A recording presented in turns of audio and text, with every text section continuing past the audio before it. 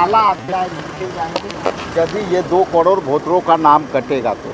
इसीलिए हम लोग काले कपड़े पहनकर, इससे भी यदि लोकतंत्र के लिए कोई दूसरा कलर होता तो वो भी हम लोग दिखाते, लेकिन सरकार पर इसकी कोई असर नहीं है। लेकिन दबे जुबान से जो सत्ता पक्ष के कई सदस्य हैं जो हम लोग से कह रहे हैं कि ये मांगे उचित है, विपक्ष अपनी लड़ाई जो है लड़ रही है वो सच्चाई की लड़ाई लड़ रही है। पहला उन्होंने कहा था कि ये वह इलेक्शन कमीशन नहीं है जो आप सोचते हैं। इलेक्शन कमीशन अपने आप को बदल चुका है। उसने जो है हमारा अधिकार है विपक्ष का कि आप कार्य मंत्रणा समिति के बैठक बुला लें और उसमें हम लोग को निर्णय दें कि एक विस्तृत चर्चा चले सदन के अंदर। काला दिन है और काला अध्याय लिखे जाएंगे यदि ये 2 करोड़ वोटरों का नाम कटेगा तो। इसीलिए हम लोग काले कपड़े पहनकर, इससे भी यदि लोकतंत्र के लिए कोई दूसरा कलर होता तो वो भी हम लोग दिखाते, लेकिन सरकार पर इसकी कोई असर नहीं है। लेकिन दबे जुबान से जो सत्ता पक्ष के कई सदस्य हैं जो हम लोग से कह रहे हैं कि ये मांगे उचित है, विपक्ष अपनी लड़ाई जो है लड़ रही है वो सच्चाई की लड़ाई लड़ रही है। आप नाम को बताना उचित नहीं होगा, लेकिन सब जीते हुए प्रतिनिधि चाहे किसे सब सारे लोग हैं, ये कोई नहीं चाहता है और सबको पता है हकीकत। लेकिन चूंकि सत्ता पक्ष और विपक्ष में शायद सत्ता में भी होता है आदमी तो उनका एक अलग मजबूरी होता है, विपक्ष में होता है तो उनकी कोई मजबूरी नहीं होता। इसलिए हम मजबूर नहीं हैं, हम उनकी जनता की लड़ाई लड़ते रहे।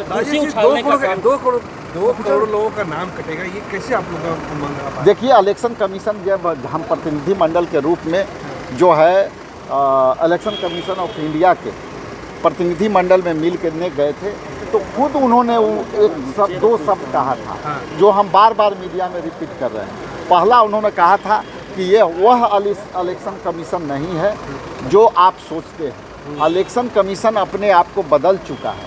मतलब इसका अर्थ ये था कि JBG राव और TN सेशन वाला इलेक्शन कमीशन नहीं। और दूसरा शब्द उन्होंने कहा था कि 20% वोटर का नाम तो कटना तय है। इसलिए तय है कि जो बिहार से पलायन किए हुए लोग हैं वो जो है उनकी नाम कटना तय है। तो उनके पास जो एक माननीय सदस्य लोकसभा में एक क्वेश्चन किया था, जो बिहार के माननीय सदस्य थे, लोकसभा में एक उत्तर आई थी उसमें कि भाई बिहार में जो है कितने पलायन किए हुए ऐसे प्रवासी मजदूर हैं जो है, तो 2 करोड़ के आसपास श्रम संसाधन विभाग ने आंकड़ा दिया था और वही आंकड़ा लगभग 20% कोई जिक्र करता है। तो यदि कैलकुलेशन करेंगे तो वही 20% के आसपास आएगा। तो इसलिए हम लोग लगातार कह रहे हैं कि 2 करोड़, अरे फर्स्ट लिस्ट जब जारी नहीं हुआ है तो 35 लाख हो गया है, 35 लाख हो गया है। तो 8 करोड़ जनता जो है वोटर है उसका 20% जोड़ लीजिए, लगभग 2 करोड़ से 1 करोड़ 80 लाख के आसपास आएंगे।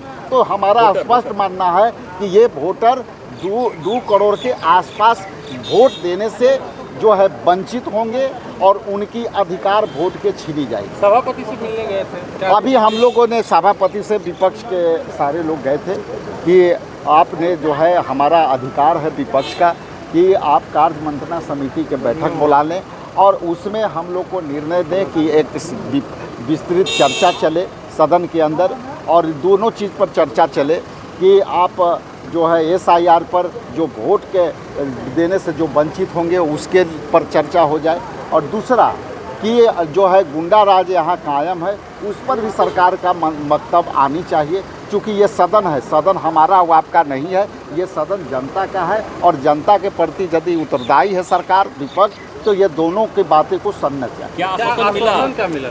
आश्वासन जैसा कि है कि ना बोला गया, ना हाँ बोला गया और स्पीकर साहब को जैसा कि उनको मन है, लेकिन लगता है कि ऊपर किसी से डिस्कशन करेंगे, निर्णय लेंगे। वो हमारे कस्टोडियन हैं और वो कस्टोडियन के नाते हम अपेक्षा करते हैं, लेकिन सरकार से हमारी कोई अपेक्षा नहीं है कि इस पर दोनों मुद्दे पर गुंडा राज और SIR पर कोई चर्चा कराने जा रही है। हाउस के अंदर भी लगातार अध्यक्ष बोल रहे थे।